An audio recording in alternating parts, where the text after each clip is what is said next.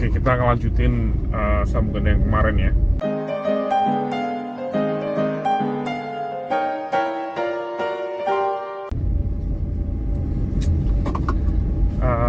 Kemarin kan sampai ke tahap 3 ya, dari 7 langkah. Kemarin sudah langkah ketiga. Jadi sebenarnya langkah ke 4, 5, 6, 7 ini sebenarnya nggak ada hubungannya sama hutang secara langsung. Karena di tahap yang ketiga itu kan mestinya kita tuh sudah bebas hutang dan sudah punya simpanan untuk menanggulangi hal-hal sehingga hal-hal emergency ya, sehingga kita tidak perlu berhutang lagi ketika terjadi hal emergency tersebut. Jadi bayangkan di setiap langkah kalau sudah berhasil ya dan sukses itu coba deh kalau saya bayangin betapa happy-nya gitu ya. Misalnya di langkah pertama kita berhasil untuk punya sekian juta untuk emergency yang benar-benar emergency.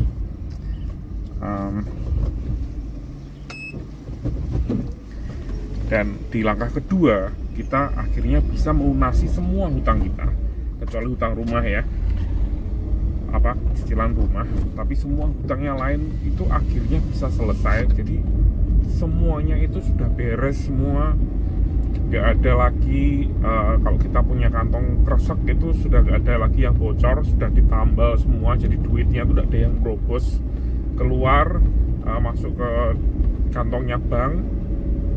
Semuanya kita bisa simpan ya, bunga-bunga dari hutang kita itu semua bisa kita simpan dan kita pakai sendiri, dan kita bisa gulungkan lagi misalnya untuk investasi atau untuk membangun bisnis kita sendiri dan lain sebagainya. Kita bisa gunakan lagi untuk seneng-seneng, untuk makan, untuk kehidupan sehari-hari dan lain sebagainya. Dan di tahap yang ketiga kita nggak cuman sudah bebas dari hutang, kita sudah punya simpanan lagi ya selama 3-6 bulan untuk benar-benar kalau terjadi apa-apa itu aman, dipecat aman, nggak perlu ngutang, bisnis bermasalah aman, kita punya cadangan untuk bisa survive gitu ya. Jadi semuanya itu bisa kita gunakan untuk membuat keadaan atau kondisi kita jadi stabil, dan itu menurut saya sesuatu yang penting ya untuk kita bisa bernafas lagi gitu. Dan tahap yang keempat itu adalah saya langsung aja cepat ya untuk tahap-tahapan ini, karena menurut saya sih kalau sudah di tahap ini sih semuanya akan lancar. Dan untuk yang paling berat itu memang di tahap 1, 2, 3 nya sih. Tahap yang keempat itu kita mulai nabung untuk pensiun. Jadi kita jangan mikir untuk pensiun dini lah, mau pensiun kita mungkin ya untuk orang yang biasa, bukan orang yang beruntung, kita mungkin harus bekerja sampai umur 70, 80 mungkin. Engkongnya istri saya itu sampai umur 80 masih ke kantor, walaupun sukses juga sebagai kepala cabang, tapi dia masih aja pergi ke kantor karena kerjaan itu bukan sesuatu untuk kita pensiunkan. Kalau kita memang di posisi kita di nanti setelah tahap keempat kita sudah pensiun, kita sudah punya duit untuk pensiun, kita punya kemampuan untuk misalnya berhenti bekerja dan pindah ke pekerjaan yang kita suka, atau bangun bisnis yang kita suka, atau melakukan hal yang kita sukai. Jadi kita harus berjuang dulu sampai kita bisa memenuhi tahap yang keempat ini, yaitu adalah untuk punya simpanan yang cukup untuk kita bisa pensiun. Dan kalau dari bukunya si Dave Ramsey ini ya, tahap yang keempat ini caranya adalah dengan menyisihkan 15% penghasilan kotor kita untuk ditabung di investasi. Cuman yang dijelaskan sama dia itu investasinya orang Amerika, jadi saya nggak terlalu ngerti maksudnya apa. Jadi kita harus ngitung sendiri ya, apakah 15%, apakah 20%. Kalau ngikutin omongnya di 15% ya kayaknya masuk akal juga ya, asal kita cari investasi yang cocok buat kita, mungkin reksadana atau saham atau yang lainnya ya. Bisa dicari sendiri. Saya juga nggak terlalu paham dengan investasi. Tapi ya itu nanti yang ingin saya kejar ya, semoga tahun-tahun ini bisa tercapai untuk mencapai dana pensiun ya, dengan cara saya ingin juga nyoba 15%. Kalau dari dia sih jangan terlalu over dari 15% misalnya, jangan terlalu ngirit juga, biar kita tuh punya nafas yang agak panjang gitu ya, jangan terlalu maksa juga, tapi jangan juga sampai lubang-lubang gitu. Kalau bisa minimal 15% itu harus wajib untuk dipenuhi, dan semuanya harus masuk ke investasi yang kita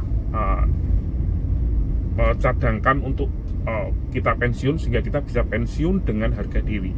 Jadi tujuannya dari dia itu selalu ngomong pensiun dengan harga diri. Jangan sampai kita pensiun dengan miskin, pensiun dengan banyak hutang, pensiun yang nggak dianggap sama anak-anak kita. Dan banyak sekali orang-orang yang mengalami hal ini kan ya, masih dikejar-kejar orang, sudah umur 60 tahun misalnya, sudah nggak mampu untuk kerja, masih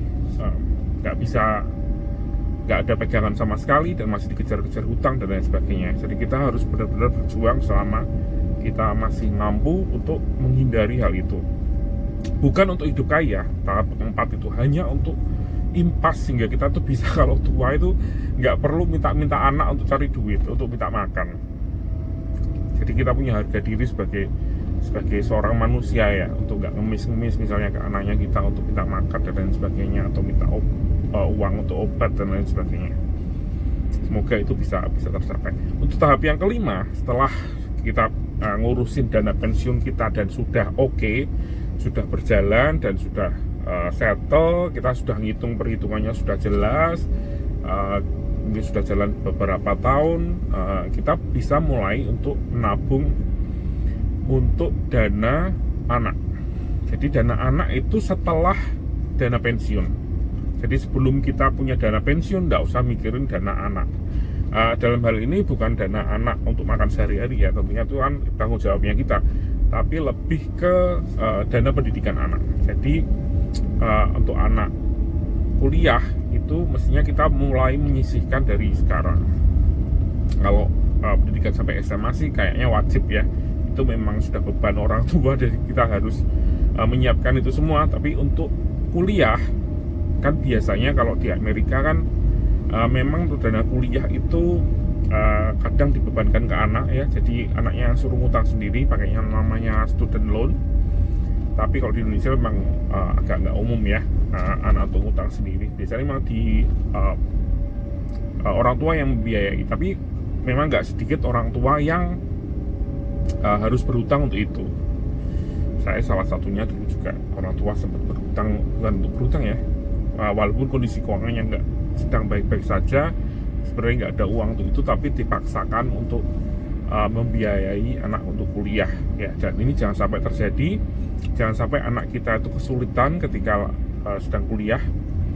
Walaupun sebenarnya ya, kalau kita mau jujur, kuliah itu sebenarnya nggak menjamin kesuksesan, dan kuliah juga nggak menjamin anak kita, kalau kita biayain mereka kuliah, mereka akan membiayai kita ketika pensiun gitu ya misalnya, kan itu nggak ada hubungannya sama sekali ya. Jadi kita nggak boleh berpikir seperti itu. Ini hanyalah untuk memberikan kemungkinan atau potensi anak yang penuh gitu ya. Jadi jangan sampai anak kita misalnya, kalau misalnya anak kita nggak pingin jadi punya pekerjaan yang harus kuliah ya, nggak wajib juga gitu ya.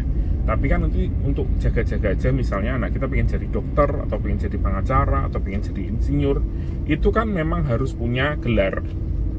Jadi kan nggak mungkin dong jadi dokter tapi sama sekali nggak punya gelar kedokteran, atau nggak pernah kuliah kedokteran, bukan jadi dukun namanya. Jadi nggak mungkin. Jadi itu harus kita siapkan. Siapa tahu anak kita memang membutuhkan hal seperti itu, jadi siapkan dari sekarang.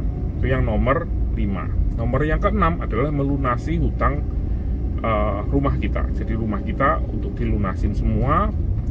Kalau kita sudah punya dana untuk anak, sudah punya dana untuk pensiun, semuanya sudah beres.